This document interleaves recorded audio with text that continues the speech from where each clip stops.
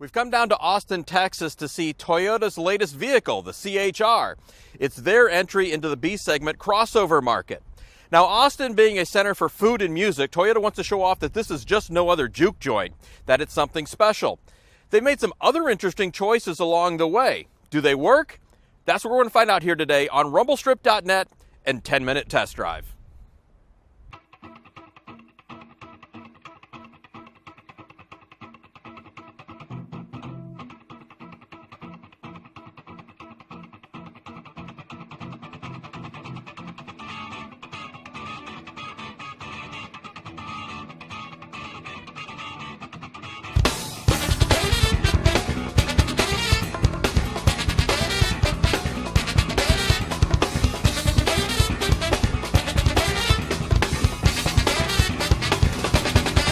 So the chief engineer spent some time talking about all the miles they put on this around the Nürburgring and around the Nürburgring. Insert James May jokes right here. But that aside, you can tell that this was developed in Europe by the ride quality and by the driving dynamics. It's very controlled. It's not overly soft. It's very communicative. It feels connected is the correct term for this. It just feels connected. Now, the steering, I wish it had a little more weight to it, but in general, it's good. This is an electric steering, and if you were to drive a car from 10 years ago with hydraulic steering, a good car with hydraulic steering, and drive this, you wouldn't necessarily know that this is electric steering. So well done to Toyota for that, because it doesn't feel artificial.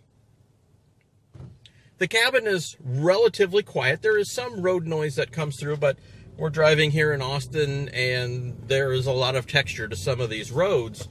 So we'll cut it some slack there, because there's a lot of cars that would have a lot of noise come through.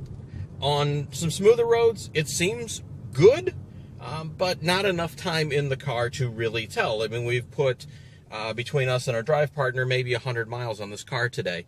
And yes, you can come up with some quick conclusions, but when you live with something day to day, that'll tell more. You'll need to kind of drive in your own environment to find out. But all in all, not bad. This is front drive only. Not really a big deal. Some people will say, oh, I need all-wheel drive. You really don't. You just need good tires. No hybrid is available in the U.S. It's available in Europe, but not in the U.S., and we think that's a miss. There's a huge opportunity for this thing to have a bigger bump in fuel economy. Now, Toyota will say, well, we couldn't offer the value at that point because this is a $22,000 to $24,000 vehicle, and I get that. But I think for the extra $2,000, maybe $2,500, that it's a missed opportunity. So the interior of this CHR is actually very good. Styling-wise, there are a lot of cues actually from the Lexus IS in the hood here, and then how the center console sweeps, and where the display is up here as well. Now, this is the 7-inch display. You've seen that in the Toyota IM, the Toyota 86, and a couple others. No nav in it. There's no Sirius satellite, but given the market for who this car is for, probably not an issue. A lot of things have moved to the center 4.2-inch display. You'll control your drive modes. Your radar cruise control is all in there as well. Materials in here are very good, especially given the price range. Nice soft touch materials, very little hard plastic. It is here on the center console, but given that one of the main engineers for this car was 6'3", you don't find yourself banging your knee up against it and that being uncomfortable. Driving position is very good. A lot of subtle little details in here as well. There's the diamond marks up here in the ceiling, which hopefully we can get in a photograph to roll in for you as well. Cargo capacity is not bad. When you first open the hatch, it looks a little small, but when you fold that back seat down, it's pretty good.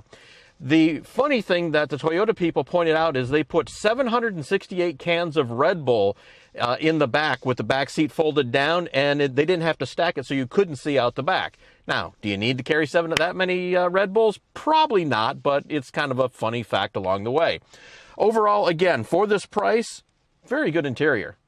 Backseat room in this is actually decent. We adjusted this actually for, say, a 6-foot tall person, and was able to get in and out of the back without any problems. There's actually a good amount of headroom in the back, so given the styling, you think maybe that would be compromised, but it's not. Overall, the Toyota CHR is a very good package. We like the styling. The fit and finish are exactly what you'd expect from Toyota. And given the price range of $22,000 to $24,000 on it, the interior materials are very good. They almost exceed our expectations for what you'd expect in this price range. The driving dynamics are very good. You can tell it's very heavily European influence in the way that it rides and it drives. Steering is very spot on and very direct. Could be, a little heavier weighted, but that's a particular thing. There are some disappointments along the way, fuel economy being the primary one. Now, it's front drive only, and there's no hybrid option if those things matter to you. But overall, this is very good value for money, and Toyota's probably going to sell a lot of these.